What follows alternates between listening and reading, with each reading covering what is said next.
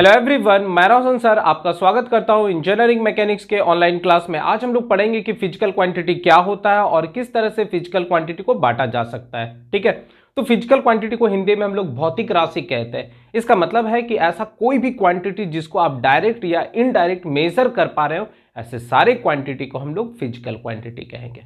जैसे एग्जाम्पल के तौर पर मास ऑफ एन ऑब्जेक्ट, मान लीजिए आप कोई मास को ले लेते हैं। ठीक है, एक कंटेनर है, एक झोला है, उसमें कुछ सामान रखा हुआ है, तो आप उसको उठाएं और बोले कि 10 केजी है। तो आप इसको मेजर कैसे किए? इनडायरेक्टली किए। आप उसको ले जाएंगे तराजू पर, उसको तौलेंगे तो हो सकता है वो 8 केजी, 9 केजी, 10 केजी आपको दिखाई दे, तो वो क्या हो गया? डायरेक्टली हो गया। तो मास यहां पर क्या हो गया? Physical quantity. क्यों? क्योंकि आप उसको डायरेक्ट या इनडायरेक्ट मेथड से भी क्या कर सकते हैं? मेजर कर सकते हैं, तो वो क्या हो गया? Physical quantity. ठीक है, जैसे मान लीजिए इस मार्कर को हमको मेजर करना हो, तो हम बोले कि ये 12 सेंटीमीटर है, तो इनडायरेक्टली मेजर, अनुमान हम लगाए कि ये 12 सेंटीमीटर है। अब आप स्केल ले लिए या कोई भी इंस्ट्रूमेंट जिसकी मदद से आप मेजरमेंट करते हैं, तो वहां से एग्जैक्ट इसका डायमेंशन पता चल जाएगा। तो ये जो लेंथ है वो भी क्या हो गया? एक फिजिकल क्वांटिटी हो गया। अगर आपके बॉडी के टेम्परेचर को हमको मेजर करना हो, जैसे आपकी बॉडी को हम छुए, गर्म लगा, तो हम बोले कि लगभग 100 के आसपास जो है 100 डिग्री फ़ारेनहाइट बॉडी का टेम्परेचर है। ठीक है, जैसे हम लोग क्या होता है, बॉडी को छूते हैं तो बता देते हैं कि 100 डिग्री है, पर बहुत आदमी क्या करता है, यूनिट नहीं बताता है, तो डिग्री फ़ारेनहाइट है। ओके, तो 100 डिग्री है। फिर हम लोग थर्मामीटर लगाए और वहां से भी पता चला कि लगभग 100 डिग्री है। तो आप टेम्परेचर को भी कैसे मेजर कर रहे हैं? इनडायरेक्टली और डायरेक्टली कर रहे हैं, तो टेम्परेचर भी क्या हो गया? Physical quantity. तो क्लियर हो गया कि हम लोग इतना जो पढ़ाई करेंगे मैकेनिक्स के अंदर, all are the physical quantity because they can be measure directly और indirectly and can be realise. Clear है? तो आइए डिफिनेशन हम लोग देखते हैं क्या कह रहे हैं कि एक quantity which can be measure directly और indirectly is called a physical quantity. Clear हो गया कि ऐसा कोई भी क्वांटिटी जिसको डायरेक्ट या इनडायरेक्ट मेजर किया जा सकता है, ऐसे सारे क्वांटिटी को क्या कहेंगे? फिजिकल क्वांटिटी कहेंगे। Example, mass of an object, तो यहां पर मास किसको रिप्रेजेंट कर रहा है? तो मास एक फिजिकल क्वांटिटी हो गया। क्लियर है? फिर दूसरा, लेंथ ऑफ एन ऑब्जेक्ट, तो लेंथ किसको रिप्रेजेंट कर रहा है? Physical quantity, because they can be measure directly और इनडायरेक्टली। टाइम क्या है? तो टाइम ऑफ एन इवेंट, तो ये भी क्या हो गया? एक फिजिकल क्वांटिटी हो गया। वेलोसिटी, एक्सेलरेशन, फोर्स, ये सारा का सारा क्या हो गया? फिजिकल क्वांटिटी के अंदर आ गया। क्लियर है? अब फिजिकल क्वांटिटी को भी दो भाग में बांट दिया जाता है। एक को कहते हैं फंडामेंटल क्वांटिटी और दूसरे को कहते हैं डिराइव्ड क्वांटिटी। फंडामेंटल क्वांटिटी का मतलब होता है ऐसा कोई भी फिजिकल क्वांटिटी जो किसी दूसरे क्वांटिटी पर नहीं निर्भर करता हो, ऐसे सारे क्वांटिटी को फंडामेंटल क्वांटिटी कहेंगे। इसका मतलब है कि अपने आइडेंटिफिकेशन वो खुद से करता हो, किसी दूसरे की मदद से नहीं करता हो, तो वो सारा का सारा क्वांटिटी क्या हो गया? फंडामेंटल क्वांटिटी हो गया।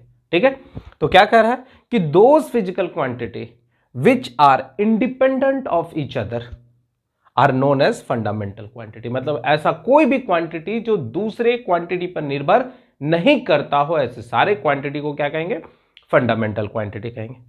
These quantity do not take support from other physical quantity for its measurement. मतलब अगर उसका मेजरमेंट करना हो, किसी फिजिकल क्वांटिटी का मेजरमेंट करना हो, तो वो किसी दूसरे क्वांटिटी की मदद से अपने आप को रिप्रेजेंट नहीं करता हो, तो ऐसे सारे क्वांटिटी को हम लोग क्या कहेंगे? फंडामेंटल क्वांटिटी कहेंगे। It is also known as basic quantities को बेसिक क्वांटिटी भी कहते हो। तो याद रखना है कि मैकेनिक्स के अंदर जनरली हम लोग फोर्स के बारे में पढ़ाई करेंगे और फोर्स में तीन चीज आ जाता है, मास, लेंथ, टाइम। तो मैकेनिक्स के अंदर ये जो तीन चीज होता है, मास, लेंथ, टाइम, यही आपका जो है बेसिक क्वांटिटी हो जाता है। ठीक है, तो क्या कर रहा है? There are 7 fundamental quantity, 7 fundamental quantity है। Mass, length, time, temperature, electric current, luminous intensity और क्वांटिटी ऑफ मैटर। बात समझ में आ रहा है? तो मैकेनिक्स के अंदर ये जो 7 फंडामेंटल क्वांटिटीज है, जो हम लोग फंडामेंटल क्वांटिटीज के बारे में बात कर रहे हैं, उसमें मैकेनिक्स के अंदर 3 क्वांटिटी को हम लोग बेसिक क्वांटिटी कहते हैं। ठीक है, और बाकी बात जितना सारा क्वांटिटी वो क्या हो गया? फंडामेंटल क्वांटिटीज हो गया, और इसको स्पेशल नाम से भी जाना जाता है, बेसिक क्वांटिटी। क्लियर एकदम है? चलिए नेक्स्ट क्या है? Derived quantity. डिराइव्ड क्वांटिटी का मतलब हो गया कि ऐसा कोई भी फिजिकल क्वांटिटी जो फंडामेंटल क्वांटिटी के मदद से ही अपने आप को रिप्रेजेंट करता हो, मेजरमेंट करवाता हो, ऐसे सारे क्वांटिटी को क्या कहेंगे, डिराइव्ड क्वांटिटी। तो क्या करें, any physical quantity which can be derived from the fundamental quantity by multiplying or dividing them is called the derived physical quantity। सीधा भाषा में बोल रहा है कि ऐसा कोई भी क्वांटिटी, ऐसा कोई भी भौतिक राशि जो किसी दूसरे क्वांटिटी के मदद से रिप्रेजेंट किया जाता हो, मेजरमेंट किया जाता हो, एक्सप्रेस्ड किया जाता हो, ऐसे सारे क्वांटिटी को हम लोग क्या कहेंगे, डिराइव्ड क्वांटिटी कहेंगे। ठीक है, जैसे समझिए एग्जांपल के तौर पर स्पीड। तो स्पीड बराबर बचपन में पढ़े हैं डिस्टेंस बटे टाइम होता है, कोई दिक्कत नहीं। तो डिस्टेंस क्या चीज हो गया, 2 पॉइंट का दूरी को हम लोग डिस्टेंस कह रहे हैं, तो डिस्टेंस को हम लोग लेंथ से रिप्रेजेंट कर सकते हैं, और टाइम जो है वो टाइम ही रहने देते हैं। तो आप नोटिस करेंगे कि लेंथ फंडामेंटल में आया था, टाइम फंडामेंटल में आया, इसका मतलब 2 फंडामेंटल के द्वारा ही स्पीड को रिप्रेजेंट किया जा रहा है, मेजरमेंट किया जा रहा है। तो स्पीड कैसा क्वांटिटी आ गया, तो ये डिराइव्ड क्वांटिटी हो गया। क्लियर एकदम। दूसरा एक और देखते हैं, दूसरा एक और एग्जांपल देखते हैं, फोर्स। तो फोर्स बराबर क्या होता है, मास गुना एक्सेलरेशन। तो मास को रहने दिए और एक्सेलरेशन बराबर वेलोसिटी बटे टाइम, और वेलोसिटी बराबर डिस्प्लेसमेंट बटे टाइम, और डिस्प्लेसमेंट को फिर हम लोग लेंथ लिख सकते हैं, तो मास गुना लेंथ और टाइम 2 हो जाएगा। तो ये देखिए मास भी फंडामेंटल क्वांटिटी, लेंथ भी फंडामेंटल क्वांटिटी और टाइम भी फंडामेंटल क्वांटिटी। तो जो फोर्स जो है वो कैसा क्वांटिटी हो गया, डिराइव्ड क्वांटिटी हो गया। तो आई होप आपको आसानी से फिजिकल क्वांटिटी, फंडामेंटल क्वांटिटी और डिराइव्ड क्वांटिटी समझ में आ चुका होगा। फटाफट इसको कॉपी में अपने नोट डाउन करेंगे और हम लोग कुछ और छोटे छोटे बेसिक कॉन्सेप्ट के बारे में जान लेते हैं कि लेंथ क्या होता है, मास क्या होता है, टाइम क्या होता है, मास और वेट में क्या डिफरेंस होता है। ठीक है,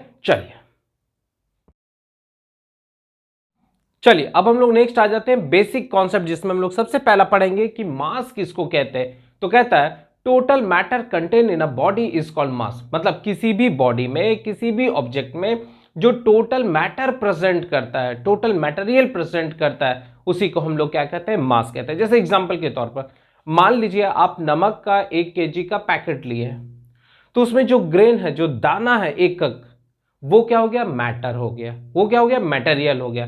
तो सोचिए उस पैकेट में हजारों दाना होगा, तो सारे जब दाना को, मैटर को हम लोग क्या करते हैं, काउंट कर लेते हैं या मेजर कर लेते हैं, तो वो डायरेक्ट किसको रिप्रेजेंट करता है, मास। क्लियर हो गया। तो क्या कह रहा है कि mass of a body is defined as the quantity of matter और material content in a body. Clear हो गया कि किसी भी बॉडी में जो टोटल मैटर प्रेजेंट है उसी को हम लोग क्या कहते हैं, मास कहते हैं। कह रहा है the mass of a body is constant and does not changes from place to place. याद रखना है कि दुनिया के हर एक बॉडी का मास कांस्टेंट होता है और वो प्लेस टू प्लेस उसका वैल्यू क्या होता है, चेंज नहीं होता है। मान लीजिए अगर किसी ऑब्जेक्ट का वेट 50 kg है अर्थ पर, तो अगर आप उसको मून पर भी ले जाएंगे तो वो 50 kg ही होगा। बात समझ में आ रहा है। वेट अलग होता है पर मास क्या होता है, बॉडी का मैटर कंटेन है, तो वो बॉडी, वही सेम बॉडी अगर चंद्रमा में पर भी जा रहा है तो उसमें मैटर तो सेम होगा। बात समझ में आ रहा है। तो क्या कह रहा है कि the mass of a body is constant and does not changes from place to place. ठीक है, और mass of a body can not be zero. और दुनिया का कोई भी ऑब्जेक्ट लेंगे तो उसमें मैटर कंटेंट होगा, तो कभी भी किसी भी बॉडी का मास जो है वो जीरो नहीं होगा। ठीक है, ऐसा यूनिट हम लोग जानते हैं क्या होता है, किलोग्राम होता है, और आप ऑलरेडी जानते हैं 1 kg बराबर 1000 ग्राम होता है। ठीक है, याद रखेंगे, न्यूमेरिकल्स बनाने में मदद देगा। नेक्स्ट, वेट के बारे में जब बात करते हैं तो वेट होता क्या है, तो अगर किसी भी बॉडी को अर्थ सरफेस उसको अपनी और जिस फोर्स से खींच रहा है उसी फोर्स को वेट कहेंगे। बात समझ में आ गया। तो वेट क्या है, तो वेट एक तरह का फोर्स है, किसके द्वारा लग रहा है, तो अर्थ के द्वारा। किस पर लग रहा है, तो किसी बॉडी पर। इसका मतलब इस बॉडी को पकड़ के अर्थ अपनी ओर खींचना चाह रहा है, तो जिस फोर्स से इस बॉडी को अपनी ओर खींचना चाह रहा है उसी फोर्स को हम लोग यहां पर क्या कर रहे हैं, वेट के नाम से जानते हैं। ठीक है, तो क्या कर रहा है, the weight of a body is the force. Weight क्या है, एक तरह का फोर्स है with which the body get attracted toward the centre of the earth by the action of gravitational पुल।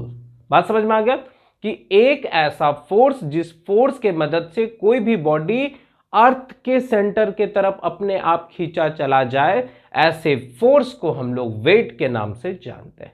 ठीक है, वेट को हम लोग W से रिप्रेजेंट करते हैं और वेट कितना होता है, mg होता है। जैसे ये बॉडी है तो इस बॉडी के सेंटर से पकड़ के अर्थ अपनी ओर खींच रहा है, ये देखिए अर्थ जो है ये अपनी ओर खींच रहा है। तो अर्थ किसी भी बॉडी को अपने सेंटर की तरफ जिस फोर्स से खींचता है उसको हम लोग वेट कहते हैं। और वेट बराबर क्या होता है, mg। याद रखना है वेट बराबर कितना होता है, तो वेट बराबर mg।